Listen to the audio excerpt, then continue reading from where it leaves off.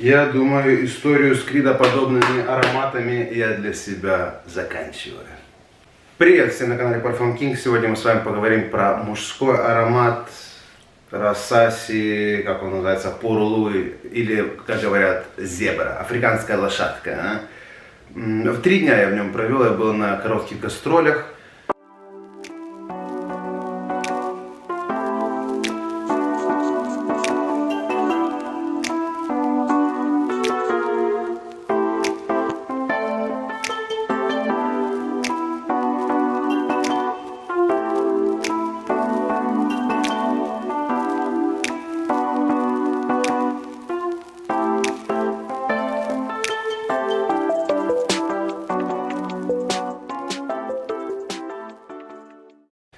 Три дня был в одном аромате, и, сказать честно, редко бывает так долго в одном и том же парфюме, поэтому он мне в реале достаточно сильно надоел через 3 дня, и мне придется с ним точно сделать какую-то паузу.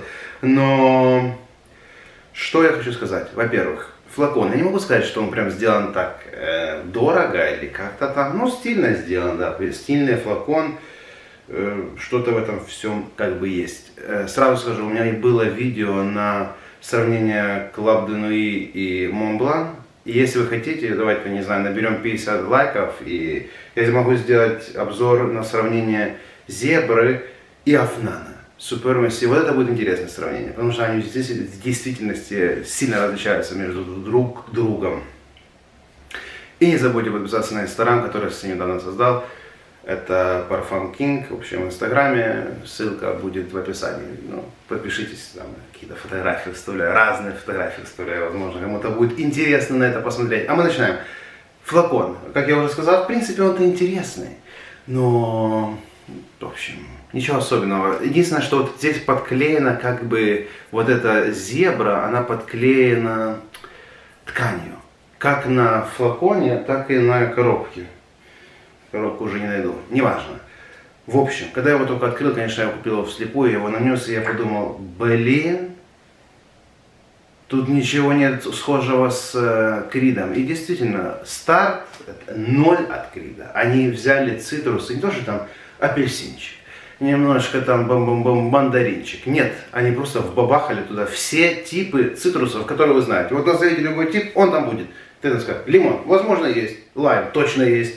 Там какой-то грейпфрут, скорее всего, есть. То есть все виды этих цитрусов они туда вбабахали. И это мне не понравилось, потому что мне почему-то вот эта комбинация всех забитых цитрусов, еще и не нишевого звучания, а люксового звучания, ассоциируется слегка с дешевыми спортивными ароматами типа Adidas. Но это лично мой, так сказать, триггер, может, что это только у меня что-то упало, не упало. Так вот, слава богу, что с этих верхних нот он уходит сразу, так сказать, в нижние, там, базовые ноты быстро. То есть это происходит за буквально 10 минут, и слава богу, потому что этот старт, это ужас. Ну, в моем понимании, я вообще не фанат этого старта. Но потом, когда он спустился, действительно очень похож на Крид. Но нету такого сходства, типа вот как вот Club de Nuit. Хотя мне Club de Nuit, честно скажу, к сожалению, не нравится. Он для меня, в звучании есть какая-то, не знаю, как слово сказать, грязность, можно так сказать. Вот, например, у меня Крид ассоциируется с чистостью. То есть он дымный. Он, ну, вот все время ананасовый, но мне он не про ананас, он такой вот дымный, древесный, но чистый. Вот этой чистоты, этой клабной нету. А в Афнане есть. Да, хотите обзор, 50 лайков поставьте, сравним Афнан и зебру, будет интересно. Дайте мне знать, чтобы я знал, надо их сравнивать между собой или нет. Вот когда он ходит здесь в базу, да, но он далековато от Крида, в моем понимании, потому что он больше, вот, этот цитрусовый Крид, не имеющий такой дымности, вот этой вот тумана, который есть у Крида. Не имеет он у него такого. Поэтому он, скорее всего, от всех клонов Крида этот самый далекий. В моем понимании, я не знаю, какие-то еще там мне рассказывали, какой-то Мерседес, еще есть какой-то. Этого не знаю. Из тех, кого я пробовал, Mont Blanc, Armaf, Afnan и Рассаси, самый далекий клон Крида. Но классный. Мое личное, мне вообще не заходят эти верхние ноты с этим лаймом и со всей этой историей, в общем, это мимо.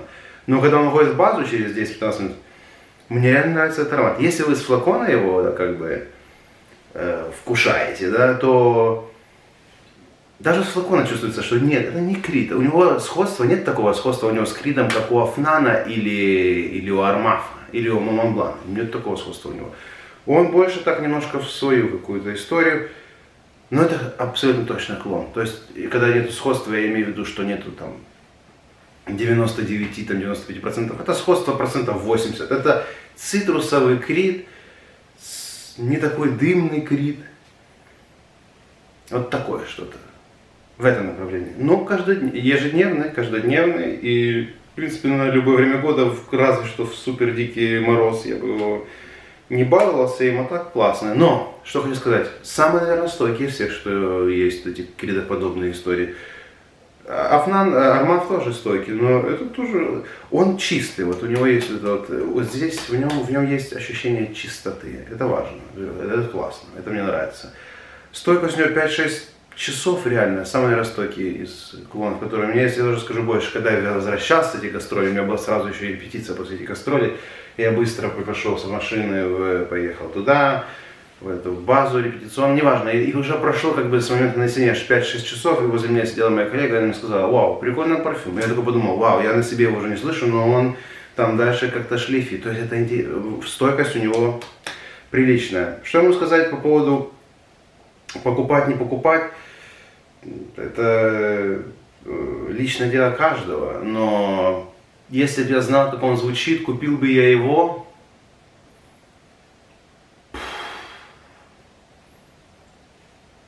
Не знаю. Он мне нравится. Но у меня есть и другие клоны Крид, и поэтому я купил слепую, и как для слепого аромата, который купил за $30, хотя он стоит иногда и 50, и 60, я купил его за 30, там была скидка, плюс бесплатная доставка. Я счастлив. Эти деньги для меня он отрабатывает. В общем, вот такая вот история.